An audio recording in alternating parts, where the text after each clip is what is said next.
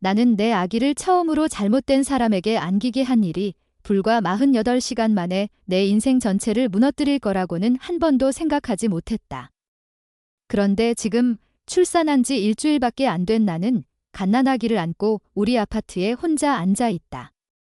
남편의 물건은 모두 사라졌고 이혼은 내 머리 위에 드리워져 있다. 나는 서연, 29살. 지금부터 내가 어떻게 회음부 봉합시리체 아물기도 전에 내 결혼 생활을 산산조각 냈는지 이야기하겠다. 준호와 나는 2년간의 연애 끝에 결혼했다. 말 그대로 폭풍 같은 전개였다. 둘 다 커리어에서 승승장구하고 있었고 도심의 아담한 아파트를 얻어 살았다. 모든 일에서 항상 같은 생각을 하고 있다고 나는 믿었다. 하지만 준호를 늘 거슬리게 한 건 내 대학 시절 전 남자친구 민석과의 우정이었다. 민석과 나는 3년간 연애하다가 서로 친구로 지내는 게 더 낫다는 걸 깨달았다. 5년 전 헤어졌지만 서로의 삶 속에서 완전히 사라진 적은 없었다. 준호와 처음 사귀었을 땐 그는 민석이 주변에 있는 걸 괜찮아했다. 하지만 약혼 후부터는 조금씩 말을 하기 시작했다. 예를 들어 민석이 밤늦게 내게 문자를 보내고 내가 그 말을 듣고 웃으면 준호는 밤 12시에 꼭 너한테 얘기해야 할 만큼 웃긴 게 뭐야? 라고 물었다. 나는 눈을 굴리며 말도 안 돼, 그냥 친구야 라고 했다. 준호가 질투하는 건 그만둬야 한다고 생각했다. 결혼 9개월 만에 임신 사실을 알게 됐다. 완전한 사고였다. 친구들과의 여행 주말 동안 피임약을 이틀 빼먹은 게 원인이었다. 우리 부부의 5년 계획에는 결혼 1년 차에 아기가 들어있지 않았다. 나는 당황했지만 준호는 하늘을 날 듯 기뻐했다. 아직 입덧이 가시기도 전에 그는 아빠 책을 읽고 육아 앱을 내려받기 시작했다. 준호와 내가 결혼할 즈음 민석은 부산으로 이직했다. 솔직히 말해 그는 물리적으로 멀리 있어서 오히려 편했다. 그런데 임신 3개월 차쯤 민석이 다시 우리 도시로 발령받았다. 그는 곧바로 자신을 김신 도우미로 자처했다. 입덧을 위한 생강 캔디를 사오고 매일 안부 문자를 보냈다. 준호는 금방 눈치챘다. 민석은 자기 일은 없나? 라고 내가 또 문자를 받을 때마다 물었다. 나는 그냥 챙겨주는 거잖아 라며 왜 남편이 또 다른 사람이 나를 신경 써주는 걸 고맙게 여기지 않는지 이해하지 못했다. 임신이 진행될수록 민석의 개입은 더 많아졌다. 준호가 늦게까지 일하는 날이면 음식을 들고 찾아왔고 준호가 못 가는 진료에는 운전해주겠다고 했다. 심지어 몇 번은 출산 준비 수업에도 따라왔다. 돌이켜보면 그때마다 준호의 턱선이 굳어지는 걸 나는 보았어야 했다. 임신 7개월이 되었을 때 준호는 마침내 선을 그었다. 우리는 크게 다퉜다. 그는 내 전 남자친구가 임신에 이렇게 깊게 관여하는 건 정상적인 게 아니다라고 했다. 나는 통제하려는 거지? 민석은 그냥 날 아끼는 좋은 친구일 뿐이라며 반박했다. 그는 그냥 친구가 아니야, 서연. 그는 분명 아직도 널 사랑하고 있어. 넌 그걸 모르는 척하는 거든지 아니면 그 관심이 좋아서 끊지 않는 거든지 둘 중 하나야. 준호가 그렇게 말했을 때 나는 분노했다. 그가 내가 가장 필요로 할 때 나를 고립시키려 한다고 몰아붙였다. 출산 예정일 3주 전 나는 진통이 시작됐다. 그때 준호는 2시간 거리에서 열리는 업무 회의에 참석 중이었다. 내 전화를 받자마자 출발했지만 도로는 심각한 정체였다. 진통 간격이 점점 짧아지는 걸 1시간쯤 지켜보다가 나는 당황해 아무 생각 없이 민석에게 전화를 걸었다.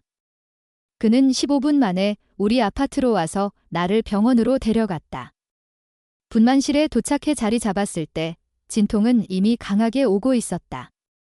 민석은 내 손을 잡아주고 얼음 조각을 가져다주고 내가 말을 못할 정도로 아플 때는 간호사에게 대신 요청했다. 4시간 뒤 준호가 도착했다. 피곤하고 흐트러진 모습이었다. 방 분위기는 바로 바뀌었다. 준호는 민석에게 차갑게 고개를 끄덕였고 배우자 자리에 앉아있던 민석은 즉시 자리를 내주지 않았다. 괜찮아. 준호가 내 반대편으로 와서 물었다. 그럭저럭 나는 대답하다가 또 진통이 오자 민석을 향했다. 간호사가 알려준 대로 허리를 좀 눌러줄래? 나는 그때 준호의 표정이 굳는 걸 보지 못했다. 민석은 곧바로 일어나 준호가 정체 속에서 오기 전 배웠던 방법을 시범 보이며 내 허리를 눌러줬다. 그 뒤 18시간은 고통과 탈진, 그리고 의료진의 드나들므로 흐릿하게 지나갔다. 준호는 최선을 다해 도우려 했지만 그는 외부인처럼 느껴졌다. 민석은 떠나라는 눈치도 못 챈 건지 무시한 건지 끝까지 자리를 지켰다. 그리고 오전 5시 37분 딸이 태어났다. 나는 완전히 지쳐 있었다. 의사는 나를 마무리하며 간호사가 아기를 닦았다. 준호의 눈에는 눈물이 고였고 구석에 서 있던 민석도 감정이 북받친 듯 했다. 따님 안아보실래요? 간호사가 담요에 쌓인 작은 아기를 안고 물었다. 그 순간이 모든 것을 무너뜨렸다. 출산 직후 멍한 상태로 두 남자를 바라보다가 나는 별 생각 없이 민석을 향해 손짓했다. 민석이 먼저 안게 해주세요. 처음부터 같이 있었으니까요. 간호사는 망설이며 두 남자를 번갈아 보았다. 준호의 얼굴은 완전히 하얗게 질렸다. 그는 입을 열었지만 말이 나오지 않았다. 방 안은 아기 숨소리 외에는 정적이 흘렀다. 정말 괜찮으세요? 간호사가 불편한 기색으로 물었다. 네, 괜찮아요. 나는 전혀 상황의 심각성을 깨닫지 못한 채 말했다. 민석, 우리 딸 좀 안아봐. 간호사는 마지못해 갓난아기를 민석의 품에 안겼다. 그는 놀란 듯한 표정으로 아기를 내려다보며 조용히 속삭였다. 완벽해, 연. 나는 피곤에 찌든 미소를 지으며 그 장면이 이상하게 완전한 듯 느껴졌다. 내가 준호를 흘끗 바라봤을 때 무언가 심각하게 잘못되었다는 걸 깨달았다.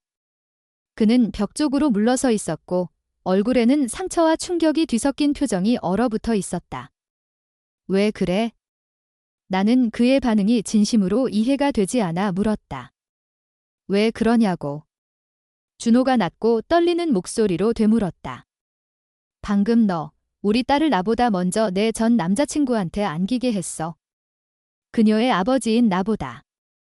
그 말투는 내 가슴을 철렁 내려앉게 했다. 하지만 나는 곧바로 방어적으로 나왔다.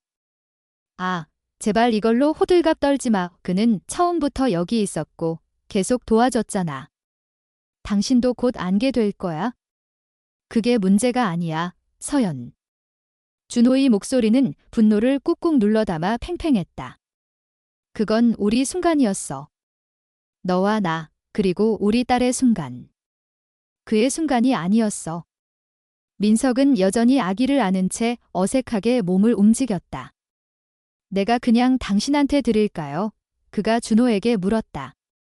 나는 재빨리 끼어들었다. 아니야. 그는 과민 반응하는 거야? 그리고 준호를 향해 돌아서 말했다. 왜 지금 드라마를 만들려고 해? 나 방금 출산했어. 5분만이라도 모든 걸 당신 중심으로 만들지 말아줄래? 준호의 눈 속 상처는 더 깊어졌다. 그가 대답하기도 전에 내 휴대폰이 알림 소리를 냈다. 민석이 아기와 함께 찍은 셀카를 우리 말싸움 중에 나에게 보낸 것이었다.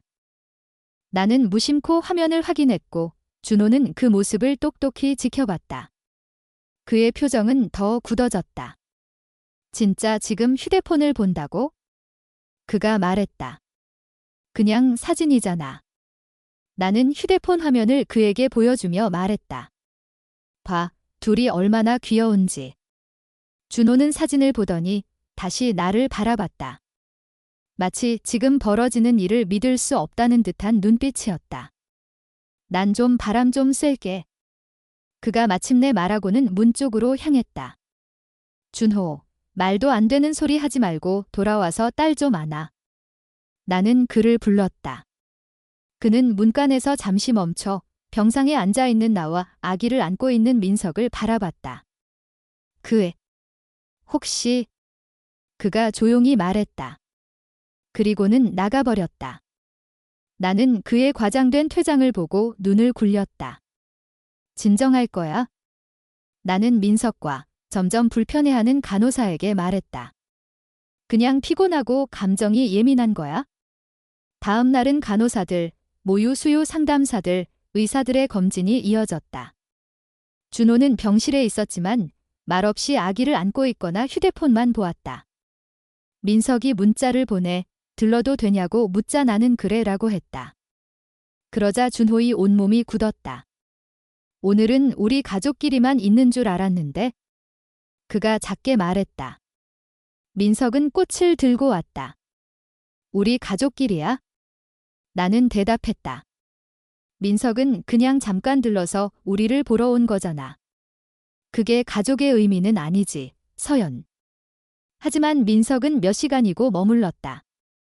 간호사가 들어와 내 활력 징후를 확인하며 민석을 보고 웃었다. 아버님, 엄마랑 일하는 동안 아기랑 피부 맞대기 하실래요? 내가 정정하기도 전에 민석이 웃으며 말했다. 아버지는 아니고 그냥 절친이에요. 간호사는 잠시 당황한 듯 보였고 곧 민망한 표정을 지었다. 이 이야기를 들은 준호는 아무 말도 하지 않았다. 그는 그저 아기를 요람해서 들어 민석과 가장 먼 의자에 앉았다. 그날 저녁, 민석이 돌아간 후 준호가 나에게 말했다. 서연, 우리 경계에 대해서 얘기 좀 하자. 무슨 경계? 나는 민석이 그날 찍어보낸 사진들을 스크롤하며 물었다. 몇 장은 페이스북에 자기의 첫날, 가장 좋아하는 사람들과 함께라는 캡션을 달아 올리고 있었다. 민석이 계속 여기 있는 거, 간호사가 그를 아버지로 착각한 것. 그게 얼마나 이상한 건지 모르겠어? 나는 휴대폰에서 눈을 떼며 짜증스럽게 말했다. 아니, 전혀. 그는 날 도와주고 있고 당신은 이상하게 질투하고 있잖아. 그가 나를 병원까지 데려왔어. 그건 내가 했어야 할 일이야? 준호의 목소리는 단단하게 굳어 있었다. 나는 그 애의 아버지이고 내 남편이야. 그런데 내 가족에서 내가 밀려나는 기분이야. 말도 안 돼? 나는 말했다. 아무도 당신을 밀어내지 않아. 당신이 그냥 불안해서 호들갑 떠는 거야? 그날 밤, 준호는 더 이상 아무 말도 하지 않았다. 다음 날 아침, 그는 말수가 줄었지만 내 샤워를 돕고 퇴원 준비를 했다. 의사가 정오쯤 집에 가도 된다고 했다. 우리는 짐을 싸기 시작했다. 민석이 오늘 들를 수도 있대. 장 봐왔다네. 나는 무심히 말했다. 준호는 짐을 개던 손을 멈췄다. 서연, 오늘은 우리 아파트에 그가 오지 않았으면 좋겠어. 왜? 그냥 장을 두고 갈 건데? 나는 단 하루만이라도 너랑 우리 딸만 함께 있고 싶어. 내 전 남자친구 없이. 나는 크게 한숨을 쉬었다. 아직도 그 얘기야? 이제 좀 잊었을 줄 알았는데? 잊으라고. 내가 계속 우리 결혼을 무시하는 것, 내 기분보다 그의 기분을 더 챙기는 것, 우리 딸의 인생에 그를 나보다 더 끼워 넣으려는 것. 그걸 잊으라고. 말도 안 돼. 민석은 그냥 돕는 친구일 뿐이야.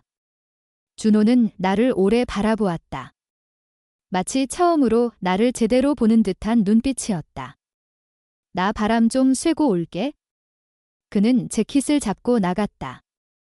11시 반 전에 돌아올게.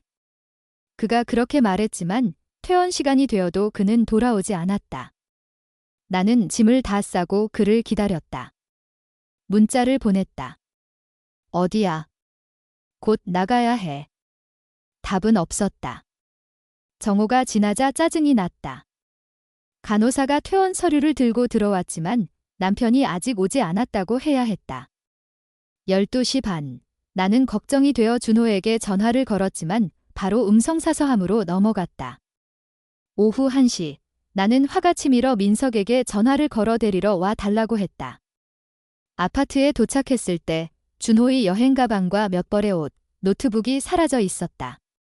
주방 카운터 위에는 내 이름이 적힌 봉투가 있었다. 나는 아기를 민석에게 맡기고 손이 떨리는 채로 봉투를 찢어 열었다. 서연, 더는 못하겠어. 지난 이틀 동안 나는 내 인생과 우리 딸 인생에서 내가 우선순위가 아니라는 걸 똑똑히 봤어. 민석과의 부적절한 관계에 대해 여러 번 이야기하려 했지만 넌 내 말이 널 얼마나 아프게 하는지 인정하려 하지 않았지. 내 아이를 다른 남자에게 나보다 먼저 안기게 한 건 마지막 결정타였어. 이 결혼이 유지될 수 있을지 생각할 시간이 필요해. 당분간 형 집에 있을 거야. 아기를 볼 일정에 대해 연락할게. 며칠간은 나한테 연락하지 마. 준호. 카운터 위에 있는 편지를 내려다보았다. 그는 떠났다. 정말로 떠나버렸다. 무슨 일이야? 민석이 내 딸을 부드럽게 안아 흔들며 물었다. 준호가 떠났어. 자기 물건을 챙겨서 그냥 나가버렸어. 내 눈에는 눈물이 고였다.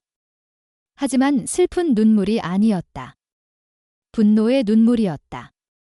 아내랑 갓난아기를 두고 떠나는 사람이 어딨어? 어떤 남자가 그런 짓을 해? 나 좀 보자. 민석이 몸을 숙여 편지를 읽었다. 와.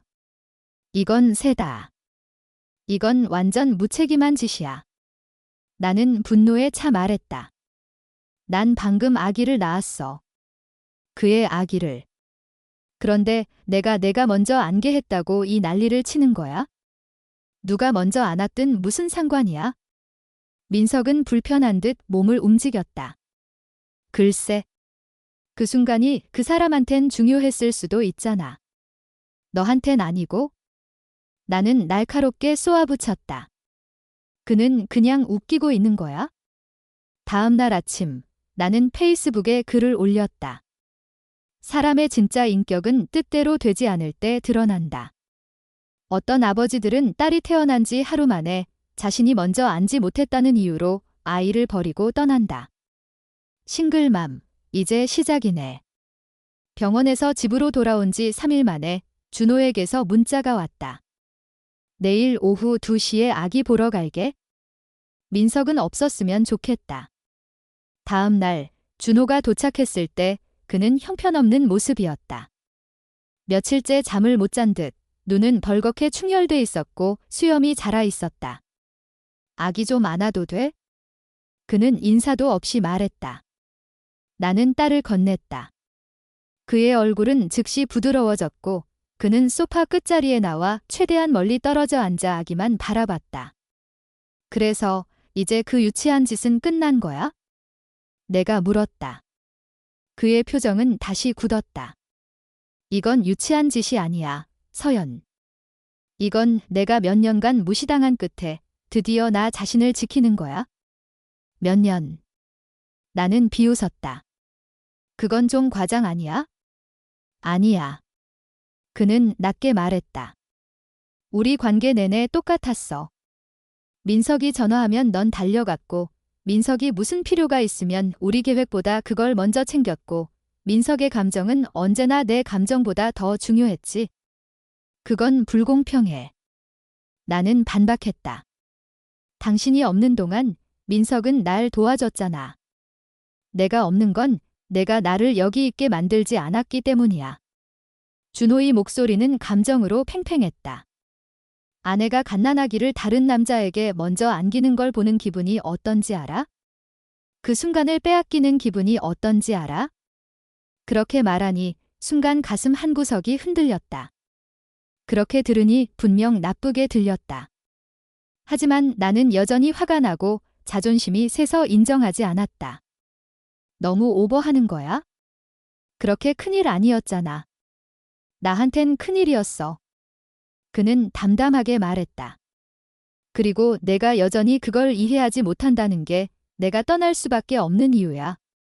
떠나기 전 그는 변호사가 나에게 양육권 관련 연락을 할 거라고 말했다. 변호사. 나는 충격을 받았다. 진심이야. 그래. 이혼 신청할 거야. 출산 3주 후 나는 이혼 서류를 받았다. 이유는 성격 차이였지만 구체적인 내용에는 제3자와의 부적절한 관계가 언급돼 있었다. 나는 분노했다. 어떻게 감히 내가 그를 배신했다고 암시할 수 있나. 대학교 친구이자 가사 전문 변호사인 지우에게 전화를 걸어 내 변호를 부탁했다. 이건 말도 안 되는 주장이라고 했어? 난 준호를 배신한 적 없어. 서류를 다 읽은 지우는 잠시 조용했다. 정서적 분류는 꼭 육체적 부정행위를 의미하지 않아. 배우자보다 다른 사람을 감정적으로 우선시하는 걸 의미하지. 내가 한 얘기로는 그의 주장이 완전히 근거 없는 건 아닐 수도 있어. 너 내 편이어야 하는 거 아니야? 난 내 편이야. 지우가 차분히 말했다. 하지만 법원은 전 배우자와의 경계가 흐릿한 관계를 좋게 보지 않아.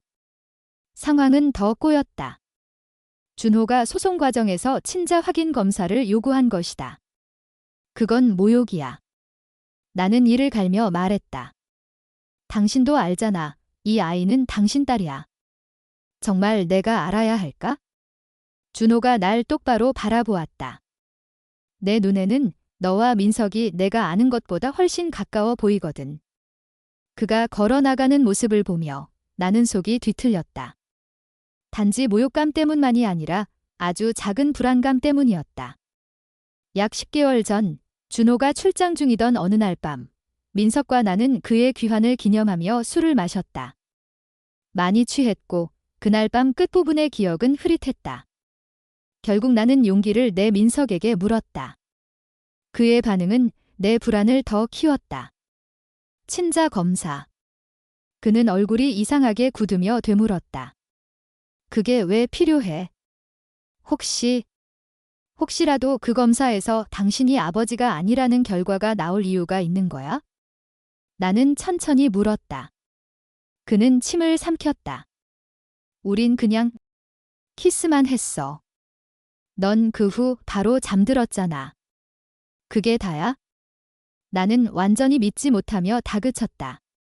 그래, 그게 전부야. 그는 강하게 말했다. 하지만 그의 눈빛은 전부를 말해주지 않는 듯 했다. 법원이 정한 친자 검사는 아기가 6주 되었을 때 진행됐다.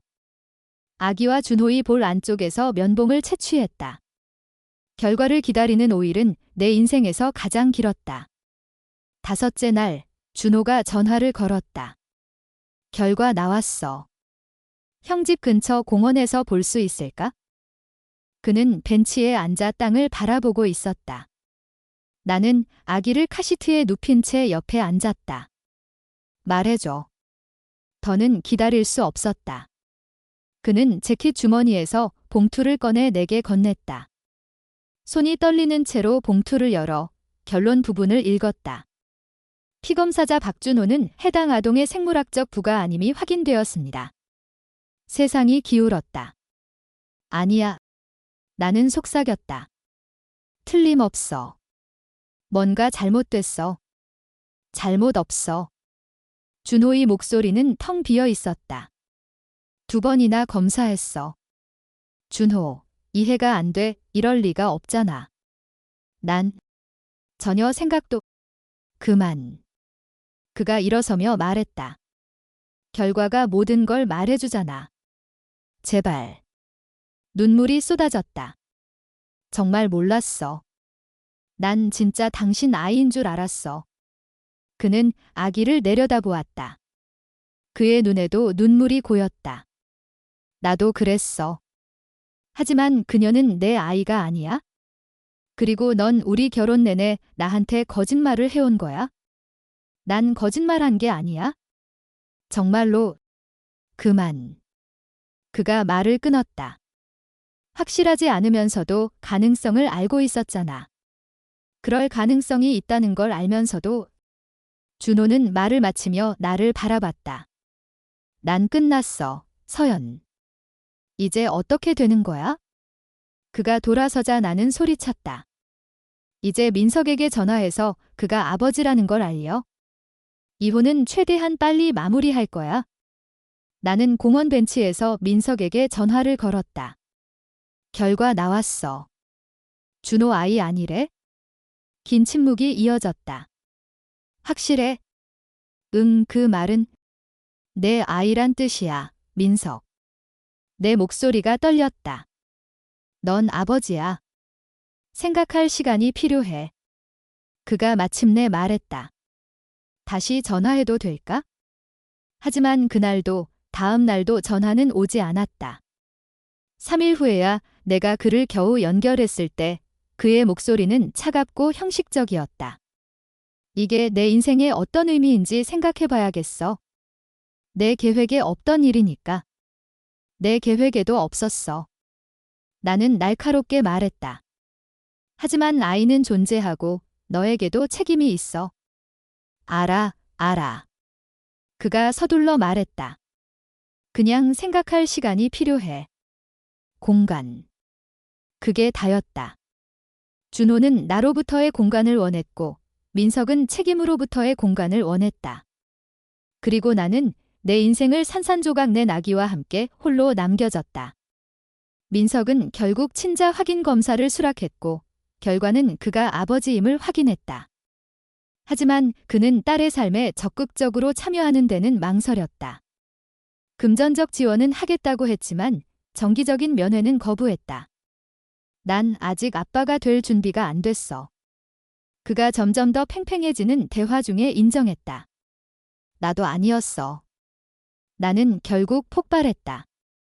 준호 아이라고 생각했을 땐 그렇게 관여하려고 하더니 병원에서 제일 먼저 안았던 사람도 너였고 내 결혼 생활 속에서 가짜 가족놀이 하더니 내 아이인 걸 알고 나선 도망가? 그건 다르지. 민석이 중얼거렸다. 그땐 그냥 도와주려던 거야? 아니. 나는 마침내 진실을 깨달았다. 그건 내 영역 표시였어. 우리 삶에 끼어들고 내 결혼을 무너뜨리는 건 좋았지만 진짜 책임은 원하지 않았던 거야. 친자 검사 결과가 나온 지 2달 후 준호와의 이혼이 최종 확정됐다. 마지막으로 본 건 변호사 사무실에서 서류에 서명하던 날이었다. 행복하길 바랄게.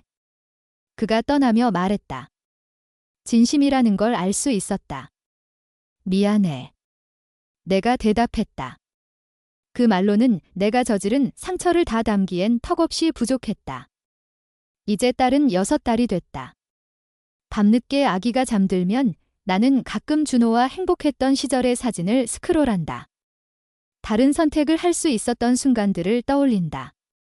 민석에 대한 준호의 감정을 존중했어야 했던 모든 때, 세워야 할 경계를 세우지 않았던 모든 때를 생각한다. 나는 내 전 남자친구가 아기를 먼저 안는 걸 귀엽다, 친구 사이의 따뜻한 순간이라고만 생각했다. 하지만 그건 우리가 병원을 떠나기도 전에 내 결혼을 무너뜨린 마지막 결정타였다. 그리고 이제 나는 그 선택의 대가를 매일 안고 살아야 한다. 이 모든 일을 통해 내가 배운 게 있다면 관계에는 이유 있는 경계가 있다는 것이다. 질투나 소유욕 때문이 아니라 존중이 중요하고 신뢰가 중요하고 무엇보다 배우자를 먼저 생각하는 게 중요하기 때문이다. 나는 그 교훈을 너무 늦게 배웠다.